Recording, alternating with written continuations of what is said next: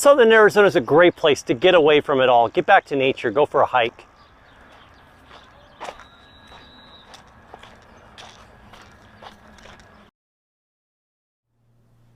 Hiking requires a lot of flexibility in your hips. I'm going to give you a couple of exercises for that. The first one's the classic butterfly stretch. That's where you put your feet together, get your knees down, try to go down as far as you can. The second one is simply a hamstring stretch, putting one leg out in front of the other, getting a good stretch on those hamstrings, doing both sides. At Desert Sky Spine and Pain, we want you to live life on your terms. Sometimes injuries prevent you from hiking or from spending time with your family. And that's why we're here. We have the latest technologies and treatment to help you get back on the trails and get back to life. So help us help you by clicking the link and scheduling an appointment today.